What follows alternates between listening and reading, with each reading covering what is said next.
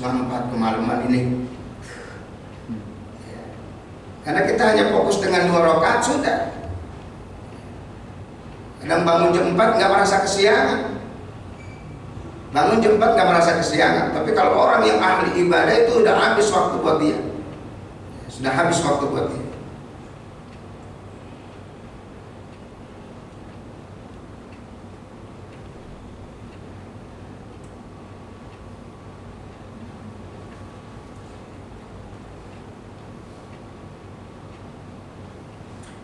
Summa yunadi, kemudian memanggil munadin, malaikat yang memanggil. Fi satril laili, di tengah malam jam 12. Ala liyakum al-qanitun. Coba bangunlah orang-orang yang taat, orang-orang yang sudah makom qanitin, orang-orang yang taat. Jadi ada abidin, di bawahnya lagi ada qanitin. Nah, kita abidin bukan, qanitin bukan. Coba bangun orang-orang yang qanitin di tengah malam jam 12. Ayakumuna, lalu mereka bangun, wa yusalluna, lalu mereka sholat ila sahar, sampai waktu sahur, dari jam 12 sampai jam 4. Fa idza kana sahar, apabila datang waktu sahur, nadi munadin, akan memanggil lagi malaikat yang memanggil, ala liyakum al-mustaghfiru, hendaklah bangun orang-orang yang mau mohon ampun, beristighfar. Fayakumuna, lalu mereka bangun, wa yastaghfirun, lalu mereka bermohon ampun kepada Allah Subhanahu wa taala.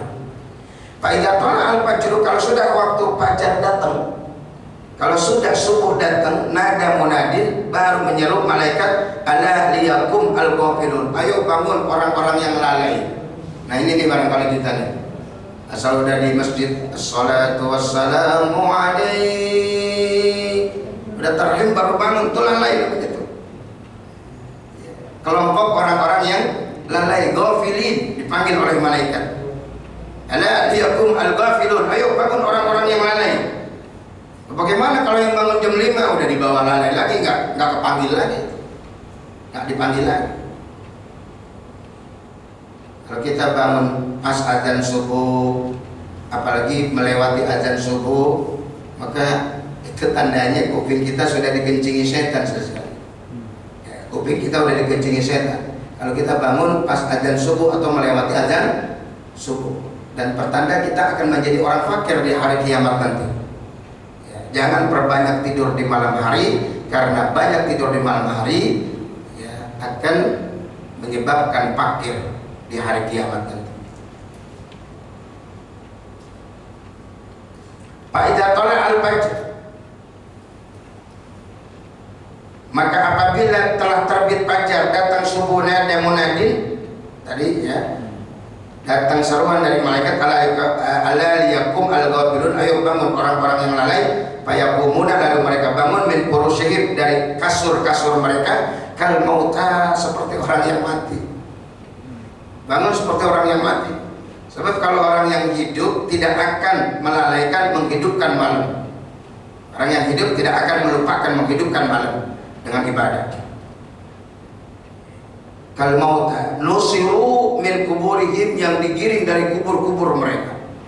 Nanti orang-orang mati ketika hari kiamat, hari kebangkitan, dibangunkan, apa dibilang? Ya wailana man ba'asana mimma qadina. Aduh, siapa yang membangunkan kami dari tidur kami? Digiring mereka dari kubur-kubur mereka kepada mahsyar.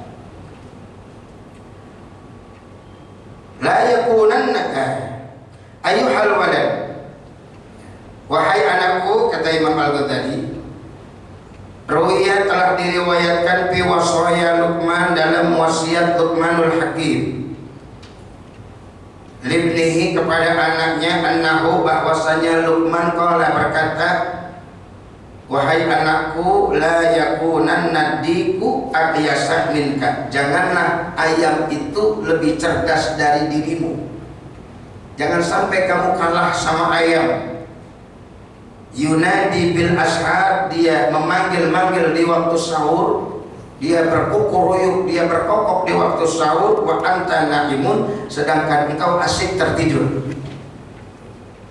Makanya ayam itu binatang paling banyak mendapatkan berkah, saudara sekalian. Coba kita lihat ayam ini tidak ada ya binatang seberkah ayam yang bangunnya jam 3, yang jam 3 dia sudah berbunyi, sudah memanggil. Hampir setiap ya berapa puluh meter di jalan itu ada rumah makan warteg, ada rumah makan Padang. Apalagi kalau sore menjelang malam ada ya pecel ayam, ada sate ayam, semua itu hidangan-hidangan ayam, telur ayam. Setiap hari jutaan ayam disembelih. Setiap hari jutaan ayam disembelih. Dibantah itu oleh umat manusia. Ya, di warteg, di ya tukang sate ayam, ya, di pecel ayam, di rumah makan Padang, macam-macam ayam dipotong setiap hari, tapi tidak habis-habis populasinya. Terus banyak terus. Kita bisa bandingkan dengan kucing. Kucing ini siapa yang mau sembelih kucing? Nggak ada. Tidak ada orang yang mau sembelih kucing. Nggak ada orang yang mau makan kucing karena memang diharamkan juga. Tapi ini kucing hewan pemalas. Nggak ada kucing jam 3, jam 4 udah bangun. Jam 7 pagi masih tidur di depan rumah kita. Jam 7 pagi kucing masih tidur di kolong bangku. Ya, binatang paling males. Ya, makanya populasinya nggak banyak sekali. Nggak ada yang makan, tapi tidak pernah banyak itu kucing. Tahu-tahu hilang kucing yang ada di rumah kita. Ya dari kecil besar tahu-tahu hilang kemana, tahu-tahu mati kemana. Maka kata Luqmanul Hakim kepada anaknya, la yakunan nadiku ya aqyasu minka, janganlah ayam itu lebih cerdas dari engkau, di mana dia bangun di waktu sahur jam 3, jam 4 dia sudah memanggil-manggil, wa anta na'imun, sedangkan engkau dalam keadaan tidur. Dari beberapa hadis dan beberapa ya nasihat yang kita baca pada siang hari ini, ya kesimpulannya adalah ya bahwa kalaulah kita sudah ya merasa bangun malam, tapi kalau kita bercermin, kalau kita lihat biografi orang-orang yang ahli ibadah, tadi ada abidin dari awal malam, ada qanitin ya dari tengah malam, ya ada al-mustaghfirin dari waktu sahur, ya maka kita barangkali ada di level paling bawah, saudara-saudara sekalian. Kita ini kalau bangun setengah 4 nggak merasa kesiangan. Kita ini kalau bangun jam 4, bangun setengah 4 merasa masih malam, bangun jam 4 masih merasa nggak kesiangan, ya, karena ibadah kita masih ya sedikit, masih kita tambah lagi ya, karena orang yang fakir nanti di hari kiamat, orang yang memperbanyak tidur di malam hari.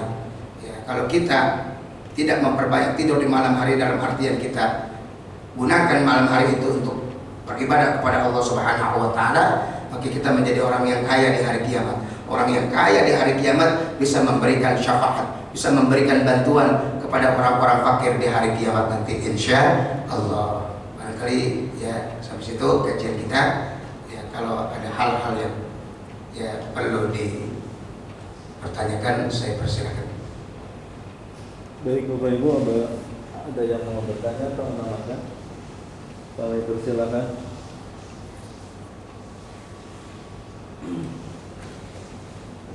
Dipersilakan yang mau bertanya. Masuk semua. Sambil menunggu kalau ada yang mau tanya atau enggak.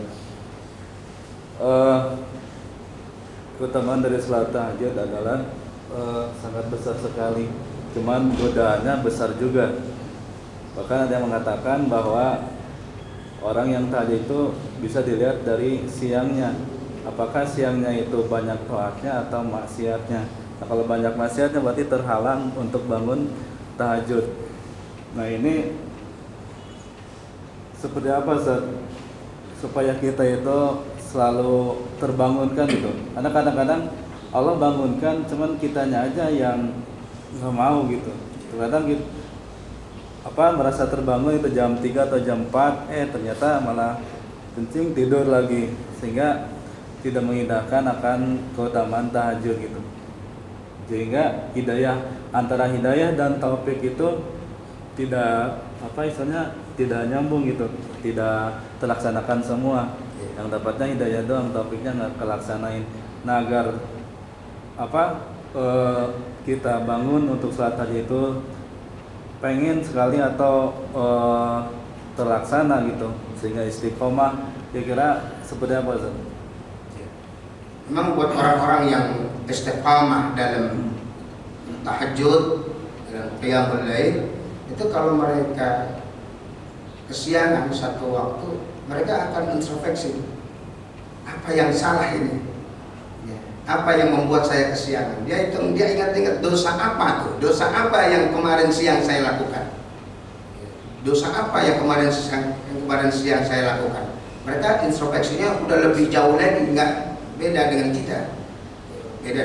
Maka untuk pemula semacam kita, ya itu Nabi ya ajarkan pola hidup, jangan makan sebelum tidur gitu.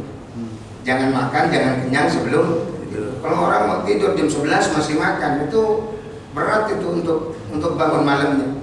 Dan dibantu dengan kailulah, tidur siang. Ya, kailulah itu membantu ya bangun malam, sebagaimana makan sahur membantu kuatnya orang untuk melaksanakan ibadah puasa. Cuman buat orang-orang yang kerja ada susah tuh kailulah sebudia. Kailulah itu kan tidur sebelum zuhur, sunnah itu. Kailulah tidur sebelum zuhur. Ya, sejam atau setengah jam untuk membantu ya kita segar, kita tegar di malam hari. Kalau kita nggak bisa kailulah, ya tentu kita jangan tidur malam-malam. Ya, barangkali jam 9 sudah tidur supaya jam 3. Saya ingat almarhum al-maghfurlah ya Haji Arifin Ilham bilang sama saya, Satirwan, saya ini nggak pernah terima undangan malam, ceramah malam saya nggak terima. Kenapa? Karena saya sudah wajibkan diri saya jam 9 tidur. Jam 9 malam saya sudah tidur supaya saya bisa tegar jam 2. Jam 2 saya sudah bangun. Ya, maka saya tidak pernah menerima undangan ceramah di malam hari. Ustaz Arifin Ilham, ya, almarhum al-maghfurlah, ya bilang gitu. Jadi ya buat kita para pemula, ya maka jangan tidur malam-malam. Kalau kita ingin bangun tahajud di waktu sahur jam 3, jam setengah 4 kita sudah bangun, jam 9, jam 10 paling malam kita sudah tidur. Barangkali itu satu yang diajarkan oleh Rasulullah SAW. Kemudian catatan terakhir, bahwa sholat tahajud itu dilakukan kalau kita sudah tidur dan sholat isya. Kalau kita belum tidur dan belum sholat isya, kita sholat jam 2 itu bukan tahajud namanya. Ya, ada orang habis sembahyang isya dia begadang, dia main catur, dia kongko, dia main HP, dia main karambol, dia ngobrol sampai jam 2 belum tidur. Saya mau sholat tahajud, bukan tahajud namanya, karena belum tidur. Atau dia udah tidur tapi belum sholat isya, habis maghrib tidur, bangun jam 1, jam 2 malam mau sholat isya, habis sholat isya sholat sunnah, bukan tahajud juga namanya. Jadi tahajud itu ada nilai perjuangannya. Udah sholat isya sudah tidur. Sebab orang kalau sudah sholat isya udah tidur, mau bangun lagi, saya sudah sholat isya ini, nanti saja menjelang subuh. Tapi kalau belum sholat isya jam 2 bangun itu buat sholat isya. Maka ya ahli fikih bisa mengatakan kita bisa sholat tahajud jam 7 malam. Jam 7 malam kita bisa sholat tahajud jam 7 malam. Padahal isya jam 7 lewat 5 atau lewat 10 katakan. Jam 7 kurang 10 kita bisa sholat tahajud. Bagaimana gambarannya? Kalau kita musafir, kita kan boleh menggabung atau menjamak sholat maghrib dengan sholat. Di perjalanan kita mampir di rest area pas waktu maghrib, kemudian kita tarik sholat isya di waktu maghrib, namanya jamak takbir. Kita sembahyang maghrib 3 rakaat, Allahu Akbar, salam-salam, qomat, sholat isya 2 rakaat, Allahu Akbar. Habis sholat isya, ya, masih jam 6 lewat seperempat, kita rada-rada ngantuk tidur. Jam 7 lewat 15 bangun, mau sholat tahajud bisa. Kenapa? Karena kita sudah sholat isya dan sudah tidur belum? Udah. Sholat isya udah belum? Udah. Mau sholat 2 rakaat, namanya apa? Tahajud. Namanya tahajud mengkal. tahajud yang belum ya, tapi tahajud juga namanya itu sekalian ya, sampai semacam itu syarat salat tahajud. Satu, dia sudah salat isya. Yang dua, dia sudah tidur. Kalau belum tidur walaupun sudah salat isya, jam 2 bukan tahajud. Atau kebalikannya, dia ya sudah tidur tapi belum salat isya, dia bangun untuk salat isya, kemudian dia salat sunnah, itu pun bukan salat tahajud. Wallahu a'lam bishawab. Ada yang lain dari Pak Ajam? Mungkin nggak ada lagi, Ustaz. Ya. Ditutup aja. Baik, kita tutup dengan doa. Kita bermohon kepada Allah Subhanahu wa taala, mudah-mudahan kita ya diberikan kekuatan lahir dan batin sehingga kita bisa meningkatkan ibadah kita. Kita bisa bangun malam melebihi dari malam-malam yang sudah kita laksanakan, dan keluarga kita diberikan taufik dan hidayah untuk menjadi ahli salat. Al-Fatihah ala hadhihi niyyah wa ala kulli niyyatin salihah wa ila hadratin Nabi Muhammadin sallallahu alaihi wasallam. Al-Fatihah. A'udzu billahi minasy syaithanir rajim. Bismillahirrahmanirrahim. Alhamdulillahi rabbil alamin. Arrahmanir rahim. Maliki yaumiddin. Iyyaka na'budu wa iyyaka nasta'in. Ihdinas siratal mustaqim. Siratal ladzina an'amta 'alaihim ghairil maghdubi 'alaihim waladdallin. Amin. Bismillahirrahmanirrahim. Alhamdulillahi rabbil alamin. Allahumma shalli ala sayyidina Muhammad wa ala ali sayyidina Muhammad. Allahumma rabbana anfa'na bima 'allamtana. Rabbi 'allimna alladhi yanfa'una. Allahumma zidna wa la tanqusna wa akrimna wa la tuhina wa atina wa la tahrimna wa asirna wa la tusir alaina wa ardina wa da'na. Allahumma rabbana atina fid dunya hasanah fil akhirati hasanah wa qina azabannar. Wa sallallahu ala sayyidina Muhammadin wa alihi wa sahbihi wa sallam. Bi fadli subhana rabbika rabbil izzati amma yasifun. Wassalamun alal mursalin walhamdulillahi rabbil alamin.